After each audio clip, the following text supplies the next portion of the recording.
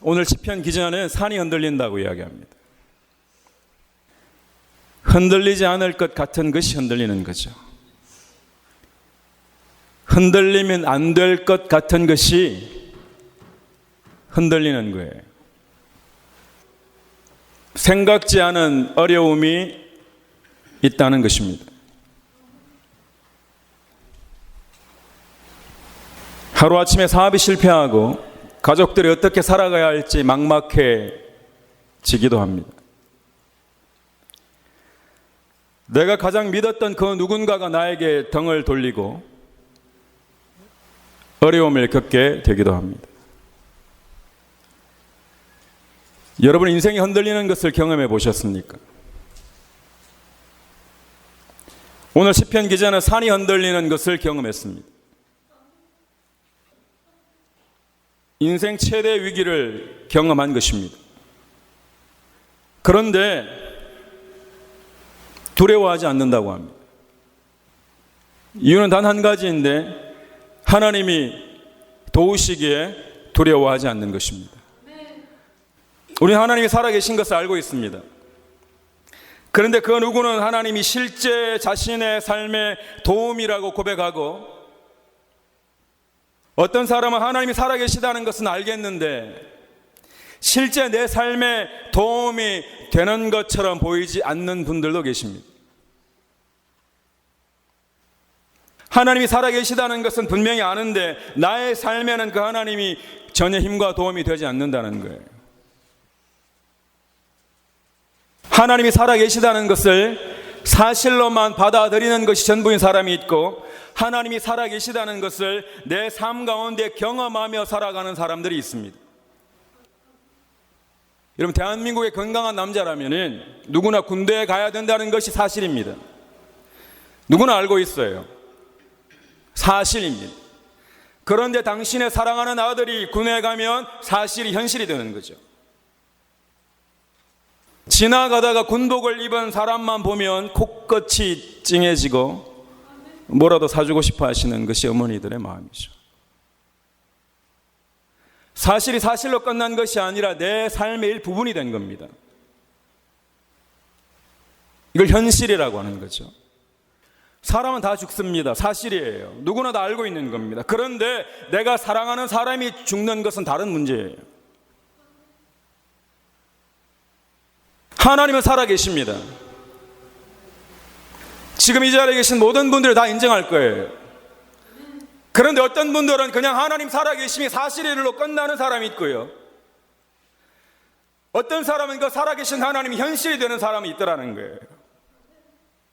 하나님이 내 삶의 일부분인가 하는 거예요. 하나님이 내 삶을 뚫고 들어오셨는가 하는 거예요. 나는 지금 그분을 인격적으로 만나고 있는가 하는 이 문제입니다.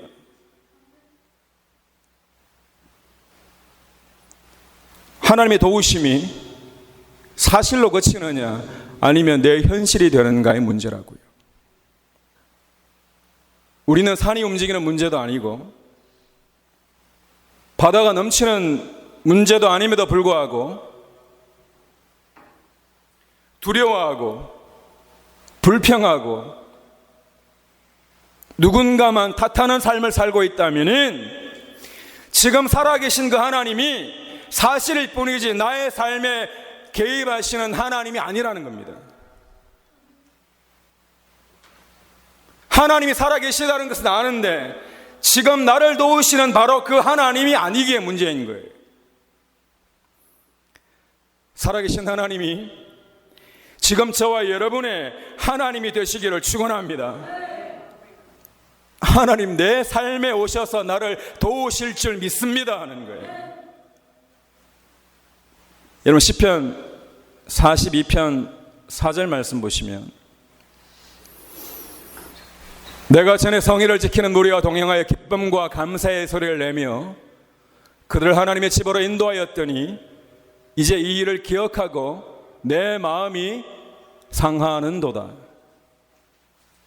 하나님도 알고 주일도 알고 심지어 하나님이 주신 기쁨도 알고 하나님이 주신 감사도 아는데 여전히 마음이 상해 있는 거예요.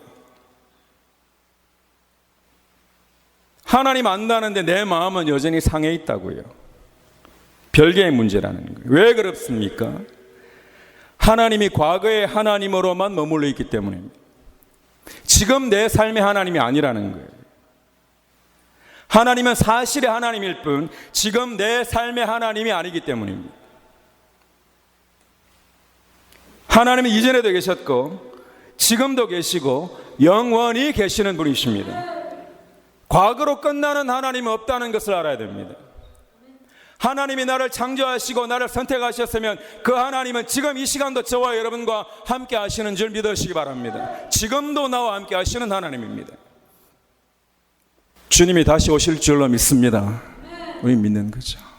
근데 그 다시 오실 주님을 믿는다는 건 지금 이 시간 저와 여러분 가운데 오실 주님을 믿는 겁니다.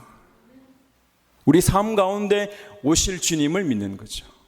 여러분, 홍해를 건너게 하신 하나님이 과거의 하나님으로 끝이 났다면 우리는 하나님을 믿을 필요가 없습니다. 하지만 그 하나님은 홍해를 가르신 것으로 끝난 것이 아니라 저와 여러분의 삶에 개입하셔서 우리들의 삶의 문제도 갈라주시는 줄 믿으시기 바랍니다. 여러분, 우리가 믿는 그 하나님은 사실로 끝나는 하나님이 아니라 지금 내 삶 가운데 함께 하시는 현실의 하나님이 되어야 합니다. 사소한 것 가운데에도 임하시는 현실의 하나님이죠. 여러분, 본시는 시편 46편이죠. 남유다 13대 왕인 히스기야 왕 때가 배경입니다. 어떤 시대적 배경이 있는가 하면 이 당시에 아수라 왕 산헤립이 유다를 침략합니다. 예루살렘이 조만간 함락당할 위기에 처했습니다. 그런데 이 아수라 왕 산헤립이 재미있는 일을 합니다. 전쟁을 하기 전에 히스기야 왕에게 겁을 주려고 편지를 보냅니다. 이때 히스기야 왕이 어떻게 반응했는지 그 반응에 대한 배경이 바로 오늘의 시편입니다.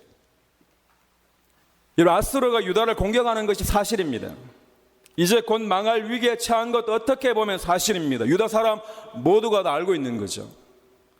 그런데 이 사실을 두고 히스기야는 도대체 어떻게 처리하는가 하는 겁니다. 여러분, 불평거리가 있잖아요. 뭐 시험 들 일이 있겠죠. 힘든 일이 있단 말이에요. 그런데 이 똑같은 문제를 두고는 내가 어떻게 처리하느냐에 따라 그 하나님을 나는 사실의 하나님이냐 아니면 현실 가운데 임하시는 하나님이냐를 구별되어지는 거예요. 그냥 하나님은 하나님이지 내 삶과는 별개의 하나님이야. 그러면 여전히 나는 불평과 원망과 두려움 가운데 사는 거예요. 하나님이 개입하시지 않으면 우리는 실제 아무것도 아닙니다. 그런데 열왕기하 19장 14절 15절에 보시면 히스기야 이렇게 반응합니다. 히스기야가 사자의 손에서 편지를 받아보고 여호와의 성전에 올라가서 히스기야가 그 편지를 여호와 앞에 펴놓고 그 앞에서 히스기야가 기도하여 이르되 적이 위협하는 편지를 나만 읽고는 두려움에 빠지고 하나님을 원망하는 것이 아니라 이 편지를 하나님이 읽으시게 하나님 앞에 펼치는 거예요. 정말 하나님이 살아계시고 그 하나님이 문제를 해결해 주신다는 것을 믿고 있기에 그런 겁니다. 편지를 하나님 앞에 펼쳐놓고 기도하는 거죠. 많은 사람들이 기도합니다. 정말 하나님이 이 문제를 해결해 주실 것을 내 삶 가운데 개입하셔서 하나님이 이 문제를 책임지실 것을 믿고 기도하는 사람은 얼마나 되는가 하는 거죠. 내가 상대방을 어떻게 부르는가만 봐도 그 사람의 마음을 알 수 있습니다. 내가 하나님이라고 부르는 것만 봐도 그 사람의 영적 상태를 알 수 있잖아요. 여러분이 누구를 부를 때 그 사람의 이름을 부르는 모습만 봐도 그 사람의 마음을 알 수 있잖아요. 동일합니다. 사실의 하나님인지 아니면 현실의 하나님인지, 우리가 힘들 때, 우리가 어려울 때 살아계신 하나님 앞에 우리의 문제를 올려드리기를 원합니다. 하나님은 반드시 하나님의 방법으로 해결해 주실 것입니다. 하나님이 함께 하시는 교회는 문제가 없는 교회가 아니라 문제를 하나님께 올려드리는 교회입니다. 하나님이 함께 하시는 가정은 문제가 전혀 없는 가정이 아니라 그 문제를 어디에다가 두는가 하는 거죠. 문제를 어디에다 두고 있습니까? 사람에게 두나요? 물질에게 두나요? 하나님에게 문제를 올려드리기를 원합니다. 하나님은 우리 삶 가운데 간섭하시고 개입하시고 우리 삶을 이끌어 주시기를 원하시는 하나님이십니다. 하나님이 저와 여러분에게 승리해 주시는 줄 믿으시기 바랍니다. 하나님이 해결해 주신다는 거죠. 우리 교회는 하나님이 함께 하셔서 승리하는 교회인 줄 믿으시기 바랍니다. 신앙생활, 진짜 내 가장 큰 문제를 누구에게 드리는가가 그 사람의 신앙 상태입니다. 여러분의 가장 심각한 문제를 누구에게 드리고 있습니까? 우리가 하나님 앞에 문제를 내려놓으면 더 이상 내 문제가 아니라 하나님의 문제가 되는 거죠. 여러분이 가지고 있는 문제를 껴안고 머리를 싸매어도 내가 해결할 수 없는데 이 문제를 하나님께 드리면 하나님의 문제가 되는 겁니다. 히스기야가 아수르의 편지를 하나님에게 내려놓고 기도를 드리자 하나님이 들으셨습니다. 히스기야는요, 하나님이 살아계심을 정말 믿었고 그 살아계신 하나님이 정말 이 문제를 해결해 주실 것을 믿었기 때문에 그렇게 한 겁니다. 여러분, 여러분의 삶 가운데 있는 문제를 하나님이 해결해 주실 것을 믿고 하나님 앞에 진실된 마음으로 올려지기를 축복합니다. 과거의 하나님이 아니라 그 누군가의 하나님이 아니라 지금 나와 함께 하시는 하나님이 나의 문제를 해결해 주실 것입니다. 하나님은요, 소설책 속에 과거에 어떤 위대한 신이 아니라 지금 나와 함께 하시는 하나님이십니다. 지금 여러분의 문제를 해결하시길 원하시는 하나님이십니다. 열왕기하 19장 20절에 보시면 내가 아수르 왕 산헤립 때문에 내게 기도하는 것을 내가 들었노라 하셨나이다. 하나님이 들으셨다는 거죠. 하나님이 기도를 들으시는 거예요. 하나님이 저와 여러분의 기도를 들으시기를 축복합니다. 하나님 기도를 들어주시기를 원하시는데 뭘 기도하시냐는 거죠. 뭐 기도하고 계신가요? 불평 말고요, 기도하고 계신가 하는 거죠. 이건 내가 해결할 것이 전부라고 생각하는 게 아니라 정말 하나님이 해결해 주실 것을 믿고 계신가 하는 거죠. 제게도 그거 물으시는 겁니다. 제가 목사지만 자녀를 어떻게 키울지 갑갑하고 한편으로는 또 너무너무 감사한 게 내가 가르치지 않았는데 하나님 하는 거 보면 너무너무 감사해요. 누가 하시는 겁니까? 하나님 하시는 겁니다. 근데 여러분, 그 문제를 문제라고 생각해야 됩니다. 문제를 문제라고 생각할 때 하나님께 드릴 수 있는 거잖아요. 아니, 내 자녀가 전혀 하나님 하지 않는데 그게 문제가 아니라면 그건 여러분이 문제잖아요. 우리 교회가 하나님 하지 않는데 그게 문제인 줄 모르면 그게 문제라고요. 돈만 있으면 되고 사업만 잘 되면 된다고 생각하는 그게 문제라고요. 문제가 문제인 줄 모르는 게 문제입니다. 내 안에 살아계신 하나님이 함께 하시기를 축원합니다. 하나님 없으면 아무것도 아니라는 것을 깨달아야지 되는 거죠. 그때 현실의 하나님을 만나게 되는 겁니다. 아니, 도망가야죠. 18만 5천 명이 쳐들어오는데 싸워봐야 게임도 안 되는데 도망가야죠. 그렇지 않습니다. 하나님 앞에 이 문제를 내려놓는 겁니다. 어떻게 해결되었나요? 35절에 보면 이 밤에 여호와의 사자가 나와서 아수르 진영에서 군사 18만 5천 명을 친지라. 아침에 일찍 일어나 보니 다 송장이 되었더라. 여러분, 이거 영적으로 우리의 마지막 때를 보여주는 이야기입니다. 전쟁 한번 이긴 게 끝난 게 아니라 18만 5천 명, 우리가 싸워놔야 될 사람들이 수없이 많이 있습니다. 여러분, 주님 만나기 전까지 여러분 영적 전쟁을 얼마나 많이 해야 되는지 모릅니다. 히스기야가 한 것이 아니라 누가 한 거죠? 하나님이 한 겁니다. 히스기야가 한 것이 아니라 하나님이 하신 것입니다. 저와 여러분의 삶 가운데도 내가 하는 것이 아니라 하나님이 하실 줄로 믿습니다. 하나님이 승리를 주시겠다는 겁니다. 여러분, 어떤 문제가 있으신가요? 우리 믿음을 가지고 하나님께 드려보기를 원합니다. 내 연약함도 하나님께 드리기를 원합니다. 내 부족함도 하나님께 드려지기를 원합니다. 하나님이 책임져 주실 것입니다. 많은 사람이 착각합니다. 내 뒤치다거리를 해주는 게 하나님이라고 착각합니다. 아닙니다. 하나님의 일에 내가 참여하는 게 기도입니다. 어떻게 우리가 전능하신 하나님을 마음대로 부립니까? 어디서 나온 달상이에요? 그러면서 전능하신 하나님입니까? 하나님의 일, 나는 잘못되었을지라도 하나님의 일에 나를 동참시켜 주시는 겁니다. 아무 소원이나 다 들어주신다고요? 그러면 안 되죠, 여러분. 절대 그래서는 안 되죠. 악한 자의 소원을 들어주시면 안 되죠, 여러분. 내 원수 갚는데 하나님을 사용하는데 하나님이 들어주시면 안 되죠. 내 일에 하나님을 끌어들이고 하나님을 이용하는 것을 기도라고 하지 않습니다. 하나님은 저와 여러분을 초대하셔서 하나님의 일에 동참케 하시는 거죠. 우리 교회가 하나님의 일에 동참케 되기를 축복합니다. 고린도후서 13장 5절을 보시면, 너희는 믿음 안에 있는가 너희 자신을 시험하고 너희 자신을 확증하라. 예수 그리스도께서 너희 안에 계신 줄을 너희가 스스로 알지 못하느냐. 그렇지 않으면 너희는 버림받은 자니라.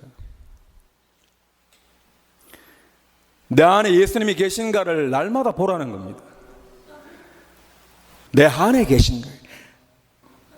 언제 주님이 부르실지 아무도 모르지 않습니까? 우리 안에 예수님이 계시기를 축복합니다. 보는 겁니다. 믿음이 있다는 건 뭐라고 이야기하는가 하면 내 안에 예수님이 계시다는 것을 내가 안다는 거예요. 내 안에 예수님이 계시다는 것을 알게끔 하시는 게 믿음이라는 거예요. 여러분 안에 예수님이 함께 하심이 믿어지십니까? 그게 믿음이라는 거예요. 믿음이 없다는 것은 내 안에 예수님이 계시다는 것을 모른다는 거예요.